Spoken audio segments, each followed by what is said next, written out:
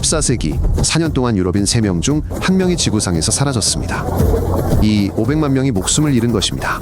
도시들은 공동묘지로 변했고 살아남은 사람들은 거리에서 쓰러져 죽기 전에는 시체를 묻을 수도 없었습니다. 흑사병은 어떤 전쟁보다도 더 무서운 공포를 안겨주며 유럽 대륙을 휩쓸었습니다. 5년 동안 흑사병으로 죽은 사람은 모든 십자군 전쟁에서 죽은 사람들을 합친 것보다 더 많았습니다. 이 질병은 역사의 흐름을 영원히 바꿔놓았고, 오늘 여러분은 작은 박테리아 하나가 어떻게 인류를 파멸로 이끌었는지 배우게 될 것입니다. 이 병은 감기처럼 열두통무력감과 같은 가벼운 증상으로 시작되었습니다. 하루 뒤사타구니 겨드랑이 목에 사과만한 크고 고통스러운 종기가 나타났는데 이를 림프절 종창, 림프절 부종이라고 했습니다. 종창은 고름과 피로 가득 차고 주변 피부는 검게 변하며 괴사했으며 상처에서는 검고 악취 나는 액체가 흘러나왔습니다. 환자들은 숨이 막히고 피를 토하고 검은 물질을 토했으며 체온이 너무 높아져 열과 고통으로 미쳐버렸습니다. 흑사병은 1346년 실크로드를 따라 동방에서 무역 대상들을 통해 전파되었습니다. 이 질병은 쥐에 기생하는 벼룩을 통해 옮겨졌는데, 벼룩이 감염된 쥐를 물고 사람을 물면 치명적인 세균이 혈액 속으로 주입되었습니다. 쥐는 배화물, 수레곡식 자루 등 음식과 사람이 있는 곳이라면 어디든 퍼져나갔습니다. 감염된 쥐가 죽으면 굶주린 벼룩들이 사람에게 기어 올라왔는데, 벼룩 한 마리가 며칠 만에 수십 명을 감염시킬 수 있었습니다. 진드기에 물린 후 사망까지 단 3일에서 7일밖에 걸리지 않았습니다. 이 병은 믿을 수 없을 정도로 빠른 속도로 사람을 죽였습니다. 첫날은 감기와 비슷한 증상이었. 고둘째 날에는 림프절에 종기가 생겼으며 셋째 날부터는 고열과 선망을 동반한 극심한 고통이 시작되었습니다. 환자는 정신을 잃고 비명을 지르며 피가 날 때까지 얼굴을 긁었고 죽음의 악마와 천사를 보았습니다.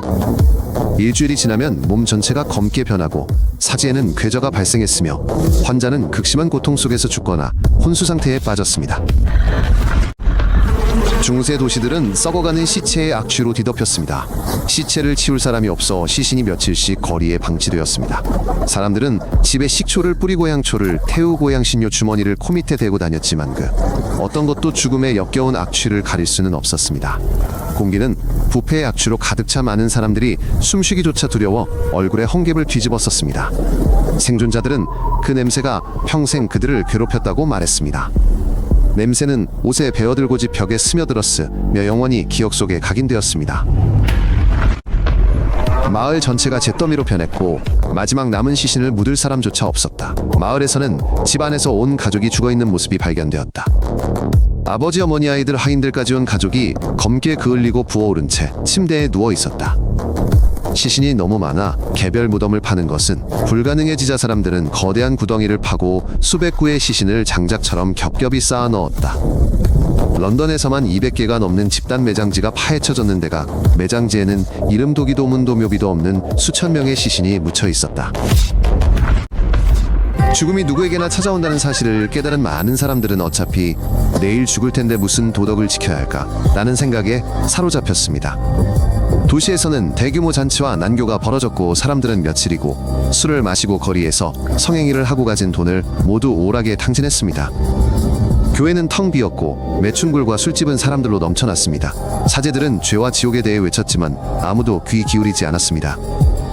부자들은 재산을 나눠주고 흥청망청 즐기는 군중 속으로 뛰어들었습니다. 돈으로는 흑사병으로부터 구원을 살 수 없었기 때문입니다. 흑사병 의사들은 향기로운 허브로 채워진 긴 부리가 달린 섬뜩한 보호복을 입었는데 이는 오염된 공기로부터 자신들을 보호해줄 것이라고 믿었기 때문입니다. 그들은 뜨겁게 달군 칼로 림프절 종기를 째고 뜨거운 쇠로 상처를 지지고 수많은 피를 뽑아냈는데 이 모든 것을 마취 없이 행했습니다. 어떤 의사들은 대변을 들이마시라고 권했고 어떤 의사들은 소변을 마시라고 했으며 또 어떤 의사들은 살아있는 개구리나 죽은 비둘기를 림프절 종기에 붙이라고 했습니다. 하지만 이러한 방법들은 모두 효과가 없었고 의사들은 환자들과 끊임없이 접촉했기 때문에 환자들 못지않게 때로는 더 빨리 죽었습니다. 의학적 치료법이 효과가 없자 사람들은 비난할 대상을 찾기 시작했고 유대인 거지나 병환자 마녀들을 표적으로 삼았습니다. 유럽 전역에 피비린내 나는 학살이 만연했습니다. 유대인 거주지는 주민들과 함께 불태워졌고 우물에 독을 넣었다는 혐의를 받았습니다. 수천 명의 여성이 마녀로 몰려 화형당했습니다. 이웃 간의 다툼이나 험담만으로도 불길에 휩싸일 수 있었습니다. 장애인과 불황자들은 재판 없이 처형되었고 나병 환자들은 강에 던져져 익사했습니다. 사회는 공포에 미쳐버려 업고 죽음을 막을 방법을 필사적으로 찾았습니다. 흑사병 이후 유럽에는 농민이 극소수만 남게 되어 지주들은 경작할 노동자를 찾을 수 없었습니다. 역사상 처음으로 일반 사람들은 노동력이 부족해지면서 임금과 노동 조건을 협상할 수 있게 되었습니다. 농노제는 무너지기 시작했고 농민들은 더 많은 임금을 주고 더 나은 대우를 해주는 영주에게로 돌아섰습니다. 흑사병은 수많은 반란보다 훨씬 효과적으로 봉건제를 파괴했고 수세기 후 현대 경제로 이어질 과정을 촉발했습니다. 전염병 이후 유럽 예술은 죽음의 이미지로 가득 찼습니다. 예술가들은 해골이 왕과 거지들과 함께 춤추는 모습을 그렸습니다. 죽음의 춤은 교회 벽화에 등장하여 해골이 교황, 황제, 농민, 아이 등 사회 각계각층의 사람들을 이끄는 모습을 묘사했습니다. 예술가들은 썩어가는 시체 눈구멍에서 기어나오는 벌레왕관에 박힌 뼈 등 죽음이 도처에 존재하는 섬뜩한 판화를 제작했습니다.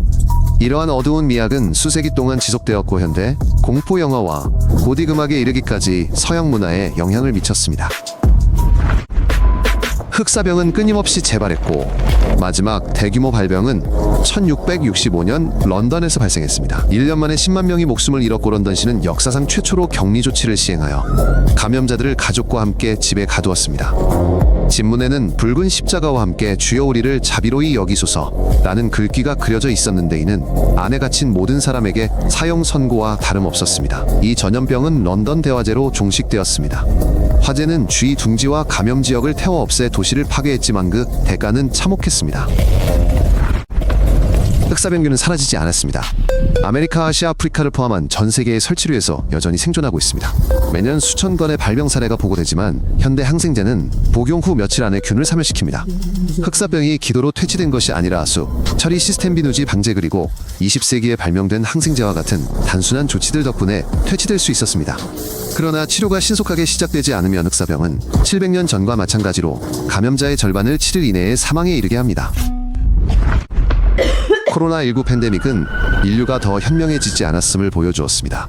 여전히 예전과 같은 공포 비난과 부정음모론이 만연해 있습니다. 유일한 차이점은 기술과 의학이 있다는 것이지만 인간의 어리석음과 백신 접종 거부 앞에서는 무력합니다. 과학자들은 삼림 벌채 야생 동물 거래 연구 동토층 해빙으로 인해 새로운 질병이 더 자주 발생하고 있다고 경고합니다. 다음 팬데믹은 흑사병보다 더 치명적일 수 있습니다. 문제는 팬데믹이 발생할지 여부가 아니라 언제 발생할지 그리고 우리가 준비되어 있을지 여부입니다. 흑사병은 가장 중요한 사실을 증명했습니다. 자연은 어떤 제국보다도 강력하며 작은 박테리아 하나가 단 몇 년 만에 역사의 흐름을 바꿀 수 있다는 것입니다. 생존은 기도나 신에 대한 믿음에 달려있는 것이 아니라 과학위생 그리고 희생양을 찾는 대신 변화하려는 의지에 달려있다는 것을 깨달았습니다. 흑사병 이후 최초의 의료 시스템 격리 조치 그리고 위생 기준이 생겨났고 현대의학의 모든 토대가 이 참혹한 경험에서 탄생했습니다. 그리고 무엇보다 중요한 것은 질병은 부자와 가난한 사람과 거지 사이를 가리지 않는다는 것입니다. 전염병 앞에서는 모두가 완전히 평등합니다. 흑사병은 전 세계적으로 1억 명이 넘는 사람들의 목숨을 앗아갔고 인류 문명의 모습을 영원히 바꿔놓았습니다. 흑사병은 옛 세계를 파괴하고 르네상스를 일으켰으며 모든 질문에 대한 종교적 설명 대신 과학적 해답을 찾도록 만들었습니다. 우리는 이 대재앙이 만들어낸 세상에 살고 있습니다. 우리의 의학 경제 그리고 인권은 흑사병의 폐허 위에 세워졌습니다. 인류는 연약하지만 우리는 살아남는 법을 배우고 실수로부터 교훈을 얻으며 과거의 폐허 위에 미래를 건설해왔습니다. 이것이 바로 우리의 가장 큰 강점입니다. 이 내용이 흥미로웠다면 구독 버튼을 눌러 새로운 에피소드를 놓치지 마세요. 모든 영상은 간결하고 핵심적입니다.